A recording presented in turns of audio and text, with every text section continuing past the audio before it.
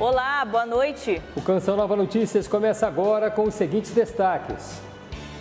Enxugar as lágrimas dos que sofrem por causa dos conflitos atuais. Intensificar a oração por uma paz desarmada e desarmante. Palavras do Papa Leão XIV em dia de oração e jejum pela paz. Será que a desonestidade no INSS vai chegar ao fim? Passam de 100 os pedidos de quebra de sigilo bancário, fiscal ou telefônico de entidades e de pessoas ligadas às fraudes. Será que finalmente a natureza vai ser respeitada? Brasil registra redução de 50% nas queimadas. No CN Esportes tem os gols da Conmebol e Libertadores da América. No mês das vocações, a trajetória de Dom Lessa, que chegou aos 57 anos de sacerdócio. Uma consulta médica que foi além do básico de cada dia. Médico doa cabelo a paciente em tratamento contra o câncer. 22 de agosto de 2025, dia de Nossa Senhora Rainha. O Canção Nova Notícias está só começando.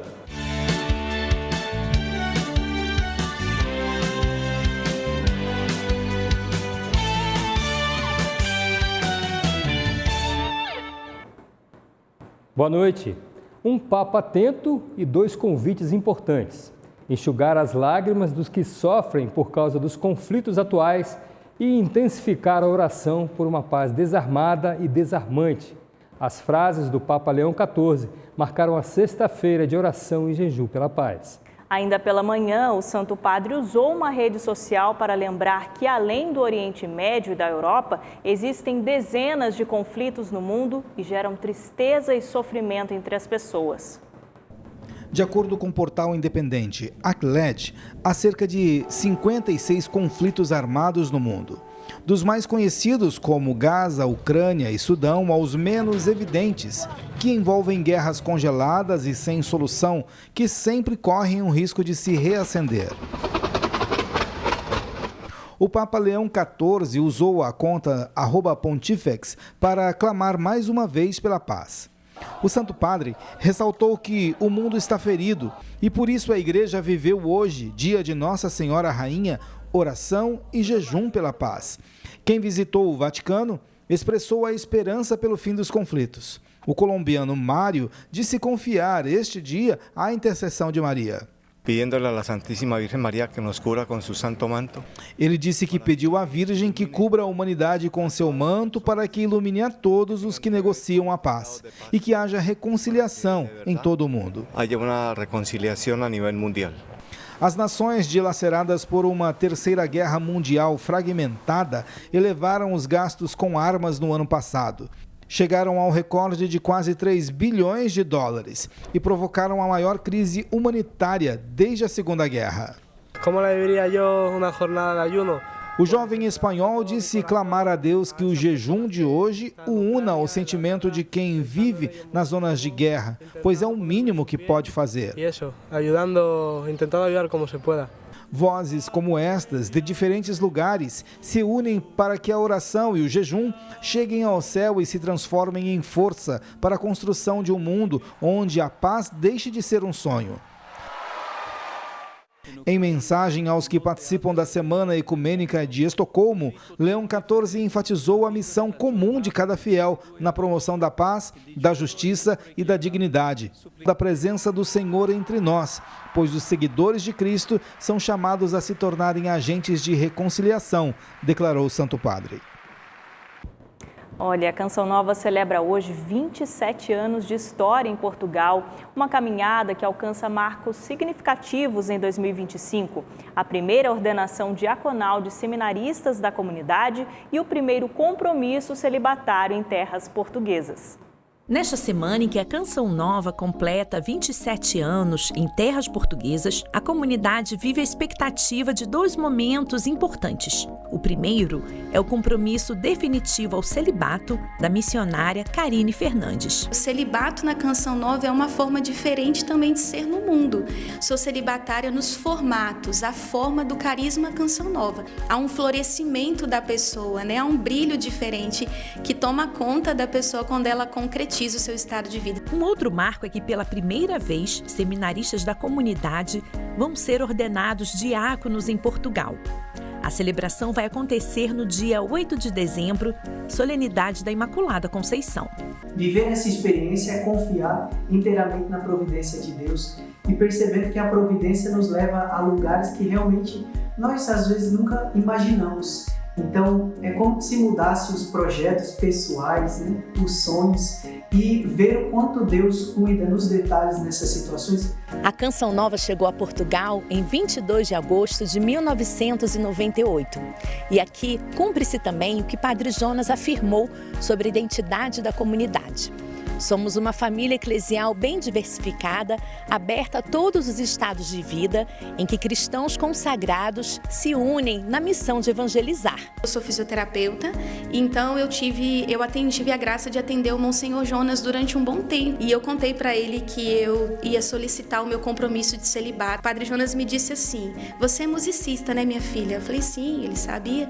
Ele falou: "Então, você sabe que alguns cantores, alguns artistas fazem contrato de exclusividade com as pessoas, com algumas gravadoras, com algumas coisas. Pronto, você está fazendo um contrato de exclusividade com Jesus para sempre." Rafael, Éder e Tássio chegaram no ano passado para concluir os estudos de teologia no Seminário de Évora e integram a missão da Canção Nova nessa arquidiocese. Agora dão um passo importante no caminho vocacional, servindo a igreja como ministros da palavra e do altar. É um sinal, não só para nós quanto comunidade, mas também para o mundo, demonstrando que o nosso carisma, ele foi feito de fato para as nações, nós somos para as nações. Nestes anos, o carisma que une espiritualidade e comunicação continua a gerar frutos de fé, vocações e novas histórias. Um itinerário que mostra a sua vitalidade e a contribuição para a igreja em Portugal.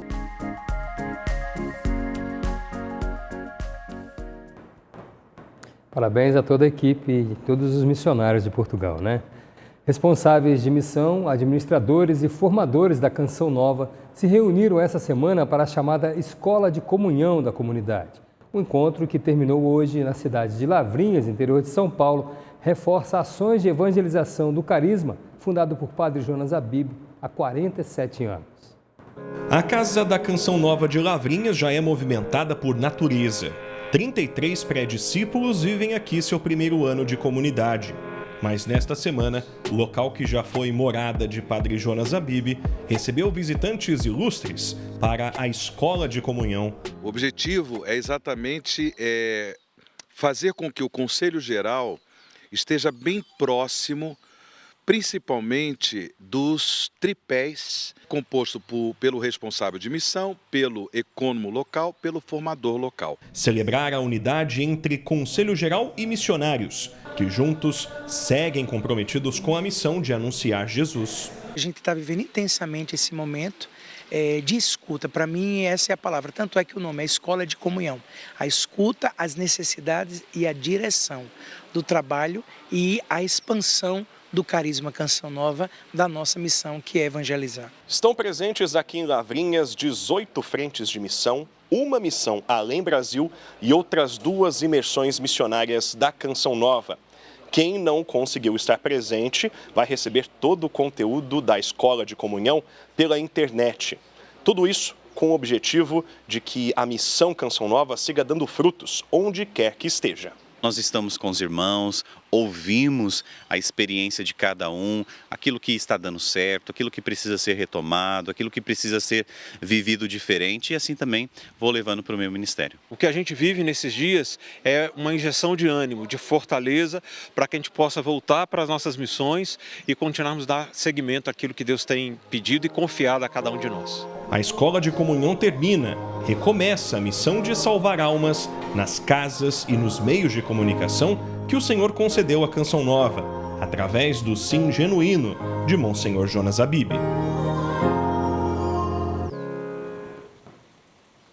A partilha e a transparência que certamente acontecem no encontro de comunhão como esse em Lavrinhas são marcas do carisma deixadas com carinho pelo Padre Jonas Abib. E esse ensinamento fortalece a missão de evangelizar pelos meios de comunicação. Isso só acontece porque muitos ajudam a manter essa obra que tem mais de 4 décadas de existência. Estamos com 63% na campanha do projeto Dai-me Almas de agosto. Acesse clube.cançãonova.com e escolha uma das formas de nos ajudar. Nossa chave Pix é pix.doação@cançãonova.com. Desde já, muito obrigado a você. A Comissão Parlamentar Mista de Inquérito, que investiga fraudes e desvios de benefícios de pensionistas e aposentados do INSS, já recebeu quase 600 requerimentos que serão analisados pelo colegiado. A primeira sessão no Congresso será na próxima terça-feira. Aline Campelo. São centenas de requerimentos e isso deve prolongar a votação ponto a ponto para o colegiado da comissão, que irá investigar a fraude no INSS. Os requerimentos precisam ser pautados pelo presidente do colegiado, o senador Carlos Viana, do Podemos Minas Gerais, e receber o aval da comissão. Passam de 100 os pedidos de quebra de sigilo bancário, fiscal ou telefônico de entidades e de pessoas ligadas às fraudes. Um deles é contra José Ferreira da Silva, o Frei Chico, que é vice-presidente do Sindicato Nacional dos Aposentados, Pensionistas e Idosos e é irmão do presidente Lula. A entidade é investigada pela Polícia Federal por supostos descontos indevidos nos contra-cheques dos aposentados.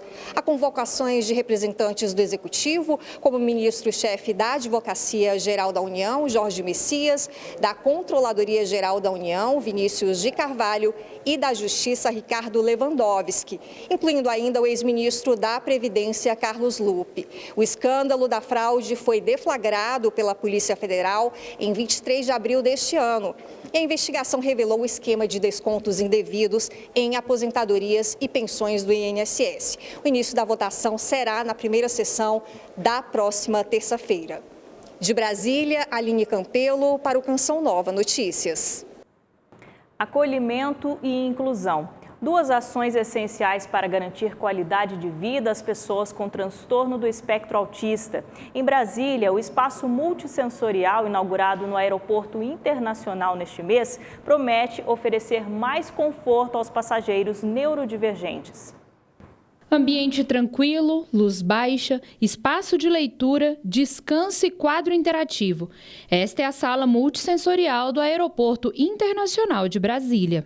Ele é um espaço para trazer tranquilidade, para trazer organização em momentos de crise de ansiedade também. A sala conta com um espaço que simula o interior de um avião, para que as pessoas já comecem a se acostumar com o que vão encontrar dentro das aeronaves.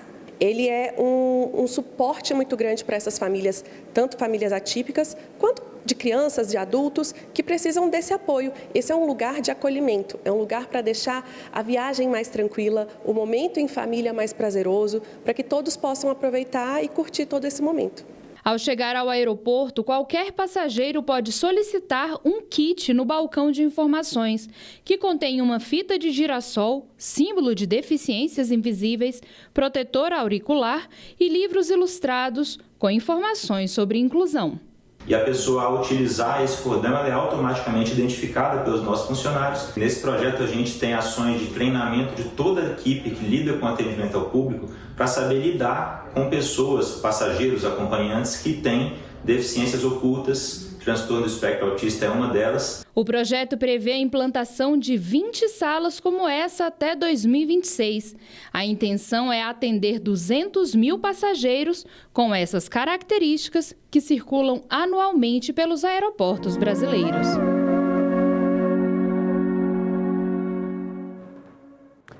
Em São Paulo acontece até amanhã um feirão do turismo. O objetivo do evento é incentivar a preservação da cultura e de impulsionar o turismo nacional. A Embi, zona norte da capital paulista, um lugar de experiências turísticas de todas as regiões brasileiras.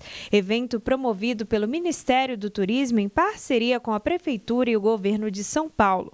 E os visitantes já experimentam boas sensações. Eu venho na feira para mim ter novas ideias, conhecer novos roteiros, novos lugares. Cada estado trouxe um pouquinho da cultura e isso é muito legal. Tanto das comidas quanto das tradições. Muito bonito, vale a pena quem não conheceu a feira vir conhecer. No Feirão do Turismo foram selecionadas mais de 100 empresas, com o objetivo de incentivar a preservação ambiental, a preservação cultural e o turismo nacional. Marcam presença várias instituições que promovem o bem-estar e a qualidade de vida dos trabalhadores e de suas famílias. É um turismo que é sustentável, é solidário, é responsável socialmente falando, então que tem um aspecto educativo muito forte. Uma vitrine para a gente mostrar o comprometimento dos nossos alunos e para nós a importância de mostrar para a sociedade o papel fundamental da qualificação profissional. Lucas fez curso de supervisão de salão. Aqui na feira ele teve a chance de colocar em prática um pouco do que aprendeu. E a gente está atendendo os clientes aqui, servindo café também, e eles estão podendo conhecer um pouco mais do Senac, né? Um pouco mais dos cursos também. Entre os expositores, uma agência de viagens diferenciada. Além de explorar a cultura e a história, ela também tem o foco na religiosidade do estado de Minas Gerais. Então a gente vai vivenciando o turismo de base comunitária ao longo desses pequenos povoados ao longo da cordilheira, onde sempre durante as nossas visitas incluímos, por exemplo, as fazendas produtoras de queijo, claro, lindas igrejinhas que tem pelo caminho. O Salão do Turismo termina neste sábado. Até lá, muitos participantes podem aproveitar ofertas exclusivas capazes de fazer aumentar o conhecimento e a cultura típica de nosso Brasil. Estamos de volta agora para falar das questões climáticas que continuam sendo registradas em várias partes do planeta. Confira alguns destaques do mundo nesta sexta-feira. Tempestades e muita chuva na Ásia. O Japão foi atingido nos últimos dias pelo tufão Ling Ling, que varreu a ilha de Kyushu, ao mesmo tempo que trouxe ventos fortes e chuvas pesadas para o sul do país. Os rios inundaram as ruas das cidades de Kagoshima e Minami-Satsuma. As autoridades civis alertaram também para o alto risco de deslizamentos de encostas por causa do solo muito encharcado. A boa notícia é que o tufão enfraqueceu e agora se tornou uma tempestade tropical com efeitos climáticos mais fracos. No sul da Europa, a onda de calor intenso já dura 2 semanas. A situação climática se agravou especialmente em Portugal e Espanha, onde os incêndios são de grande proporção. Nos últimos dias, a Espanha tenta combater 18 focos de incêndios em todo o país. Até agora, eles provocaram a morte de 3 pessoas. Milhares de moradores tiveram as casas atingidas pelo fogo e estão desalojadas. O governo espanhol pediu ajuda à União Europeia para combater os incêndios e as consequências que eles causam. Ainda falando sobre as questões climáticas, o Brasil registrou uma redução no número de queimadas em relação ao ano passado. Próximo do início do período mais crítico da seca, 38 mil focos foram identificados, uma queda superior a 50% em comparação com 2024. De janeiro a agosto deste ano, houve redução de 55% na área devastada pelo fogo, em comparação com o mesmo período do ano passado, quando o Brasil registrou queimadas em áreas correspondentes a mais de 30 milhões de campos de futebol. Um dos incêndios florestais de maior impacto foi o do Parque Nacional de Brasília. O fogo devastou metade da vegetação. A região do Cerrado passou a ser a mais impactada pelas queimadas em 2025. Foram mais de 18 mil focos desde o início do ano. Apesar dos números, houve redução de 34% em relação ao ano passado. O segundo bioma mais afetado pelo fogo é o amazônico, com quase 10 mil focos e uma redução superior a 70%. Os dados do Instituto Nacional de Pesquisas Espaciais, INPE, são acompanhados de perto pela Central de Monitoramento do Previfogo em Brasília, que reforçou as equipes de combate e prevenção de incêndios florestais. Nós do Previfogo ampliamos, né, o nosso efetivo de brigadistas. Ano passado a gente tinha 95 brigadas e 2.227 brigadistas. Esse ano a gente foi para 116 brigadas e 2.600 brigadistas, principalmente na Amazônia. O fator climático contribuiu para a redução dos focos de incêndios. Neste ano, a incidência menor do fenômeno El Niño reduziu as ondas de calor em diversas regiões do país. A situação climática desse ano está muito favorável. Lembrando que nem todo foco de calor é um incêndio florestal, isso é importante a gente destacar, né? O uso do fogo é autorizado, né? Principalmente pelos estados. Então, em muitos estados brasileiros, como Tocantins, Mato Grosso, são feitas autorizações de queima controlada. Boa noite para você. Esse final de semana promete ser bem diferente dos últimos porque o sol brilha forte em várias regiões do país. Vai dar praia no Sudeste e o Rio de Janeiro pode chegar aos 35 graus, São Paulo aos 32. A previsão de chuva fraca em parte do Espírito Santo. Amanhã ainda pode chover em boa parte da região sul. É o caso de Santa Catarina e Rio Grande do Sul. E com chuva também vem o frio. As máximas podem variar entre 19 e 17 graus. Os termômetros vão subir também na região centro-oeste do país. Cuiabá vai chegar aos 38 e Mato Grosso do Sul podendo chegar aos 35. O calor predomina no Nordeste, podendo alcançar os 35 em Teresina e 37 em Imperatriz do Maranhão. Mas a chuva vai continuar a cair no sul da Bahia e também no Rio Grande do Norte. Quem também tem chuva é o estado do Pará, na região norte. No restante da região, o tempo segue firme, com máximas de 37 graus em Porto Velho e 35 em Manaus. Pelo Brasil, vamos acompanhar como estão também algumas temperaturas. Mínimas de 10 graus em Porto Alegre e 18 no Rio de Janeiro. As máximas podendo variar entre 35 graus em Manaus e 38 em Cuiabá. Fernanda, nós estamos no mês de agosto. E agosto é chamado pela igreja de mês vocacional. E nada melhor do que um testemunho que comprove o valor de uma vocação. Nossos repórteres Silas Santos e Cid Clay Salles mostram um pouco da trajetória de Dom José Palmeira Lessa, arcebispo emérito da Arquidiocese de Aracaju. Dom José Palmeira Lessa, 83 anos de vida, 57 dedicados à vocação sacerdotal. Foi ordenado padre em julho de 1968, no Rio de Janeiro, na Catedral de São Sebastião, pelas mãos do então cardeal e arcebispo Dom Jaime Câmara. O sacerdócio deve ser expressão desse amor do Senhor para o povo de Deus. E foi isso que a gente procurou, né? Procurou relacionar-se com Jesus e nesse relacionamento pedir a Ele que desse o Espírito Santo para que a gente fosse um pouco parecido com Ele no nosso ministério. Fraco com os fracos. O lema episcopal de Dom Lessa inspira e orienta sua vocação e seu agir pastoral.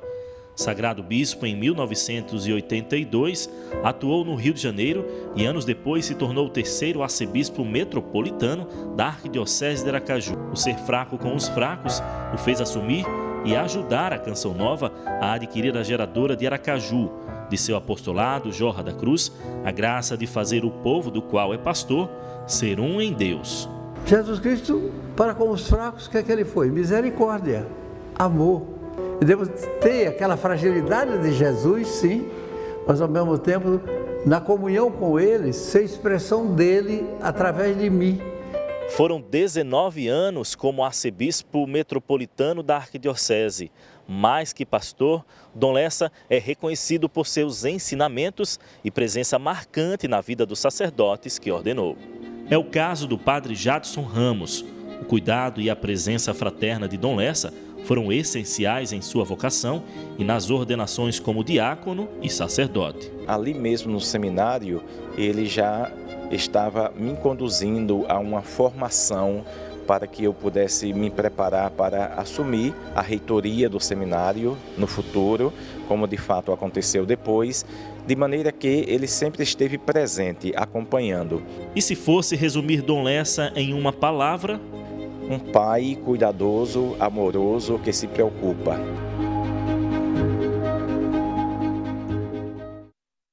história de um menino que quebra preconceitos com talento e dedicação no tênis de mesa. É o CN Esportes chegando com Alan Toledo.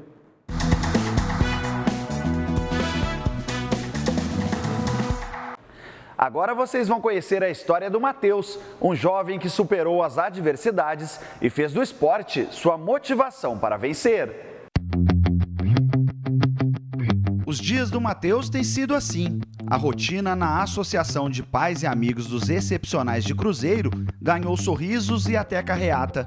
O atleta brilhou na competição de tênis de mesa promovida pela FEAPaz, realizada em Votuporanga, no interior de São Paulo. A PAI tem essa preocupação em trabalhar as habilidades dos nossos atendidos. E cada um tem a sua habilidade diferenciada. E assim é com o Matheus. É muito orgulho para nós ver o Matheus ter se dado tão bem com o esporte, principalmente com o tênis de mesa, que hoje a gente já tem um projeto para que ele passe o aprendizado dele para os amigos aqui dentro da instituição. O pai, ex-jogador de basquete, companheiro e motivador, enxerga no esporte um futuro sem adversidades. Não tem tamanho para se dizer a alegria nossa. O apoio que a PAI dá, no sentido dele crescer como indivíduo, como pessoa, de saber se relacionar, saber ajudar os que precisam, que ele não é tão comprometido, ele acaba auxiliando os alunos, os coleguinhas. Isso tudo só enche a gente de orgulho. Mais do que uma medalha, resiliência, inclusão e inspiração. O esporte transforma a vida familiar. Se vir medalha, nós vamos amar. Se não vir, tudo bem. Para nós, a medalha é o de menos. O que a gente vê é ele ir, ele participar, ele ficar feliz. Porque a vida dele é o esporte. A rotina é intensa e nos treinos o garoto mostra o que sabe. Para ser campeão é preciso superação e determinação. Ele se dá muito bem com todo mundo aqui. Meus alunos aqui, todo mundo gosta dele. É assim, dedicado, é focado. Então, só tenho a trabalhar mesmo o esporte nele. Como vocês podem ver, fica difícil competir com o Matheus. Não à toa ele tem ganhado cada vez mais destaque no tênis de mesa. E para continuar brilhando, ele sonha muito alto. Tem a de ouro que eu não tenho. Tenho uma de prata, uma de bronze e mais um crachá.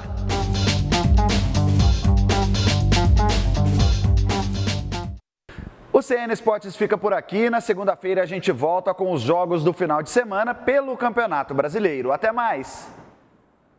A Canção Nova é espaço de oração, encontro e louvor. Essa é a dinâmica durante os acampamentos que preenchem a programação nos finais de semana. Até o próximo domingo, os peregrinos são convidados a combater as dificuldades do dia a dia com as armas da fé. A alegria no rosto daquele que sabe que quem canta é mais feliz. A música é uma das maneiras de ter uma experiência profunda com Deus. É muito bom poder estar servindo com a música, que também acaba reunindo tudo isso ali no nosso momento de ministração, de louvor, porque a música é justamente essa parte da oração cantada, né? A oração é ferramenta indispensável na vida do cristão. Nós estamos do lado já do vitorioso, do vencedor. Ele mesmo nos prometeu e nos disse que nele, em Cristo, somos mais que vencedores. 22 de agosto de 2025, acampamento no combate da oração. O encontro aborda a proposta de uma vida espiritual para vencer as batalhas diárias e atende ao pedido do Papa Leão XIV, jejuar e orar pela paz no mundo. Nesse dia que o Papa providencialmente pediu para a igreja inteira se levantar em oração e jejum pela paz. Então eu creio que é Deus mesmo mostrando que Ele está agindo nesse acampamento, Ele está gritando para o seu povo: meus filhos, percebam a ação do meu Espírito, é Ele mesmo que está dizendo: jejuem. Para alguns participantes, o encontro desta sexta-feira deixou marcas significativas. Segunda palestra do irmão Luiz Maria, tocou muito meu coração, falou muito sobre o perdão, que é algo que nós temos que vivenciá-lo a cada dia, a cada momento. Venho bastante buscando Deus, orações, ainda mais agora o mês que estamos de São Micael Arcanjo, né? As respostas de Deus para quem pede e guarda com fé acontecem no tempo certo. Esse acampamento no combate da oração veio assim para fortalecer. Saio daqui assim feliz, completa, né, e sabendo o que Deus quer de mim.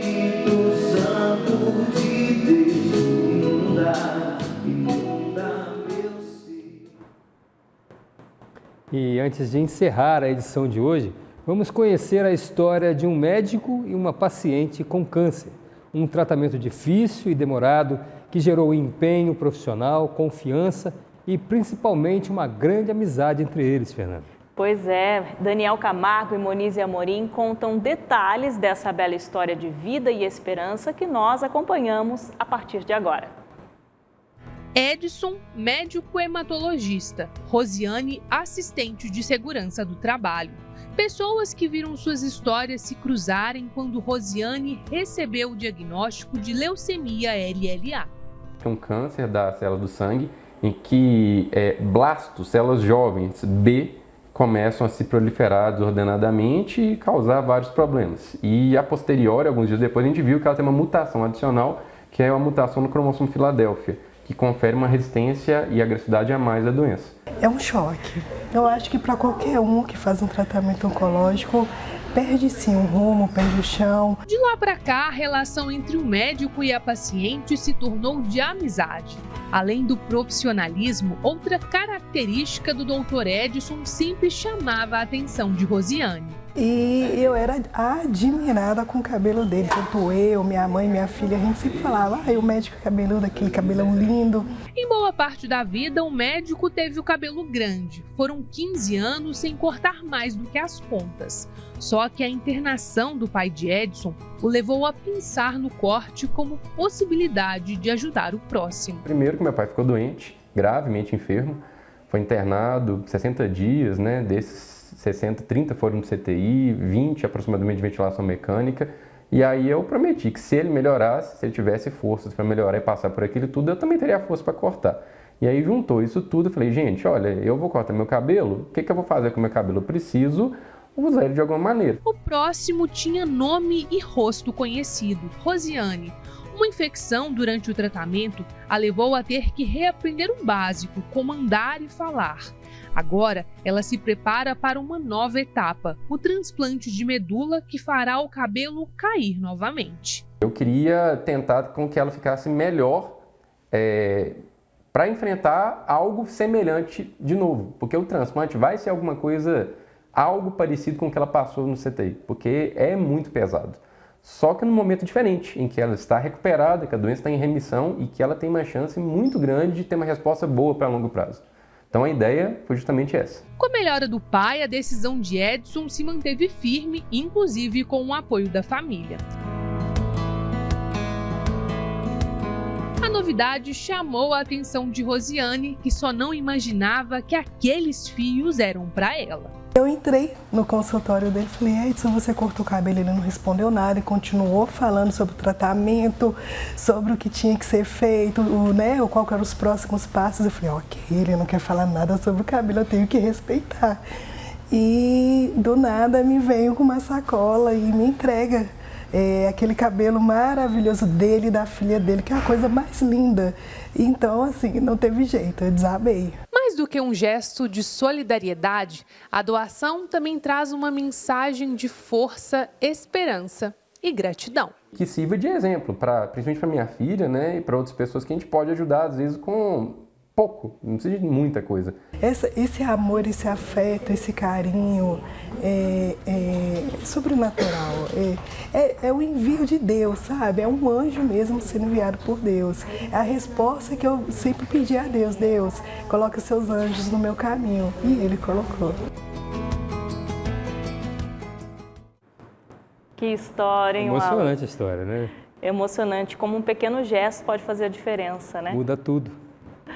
Olha só, o Canção Nova Notícias fica por aqui. Assista hoje às 9 horas a noite oracional do acampamento no combate da oração. Reveja as nossas reportagens de hoje no portal noticias.cançãonova.com. Boa noite, ótimo fim de semana para você. Excelente fim de semana e até segunda, se Deus quiser.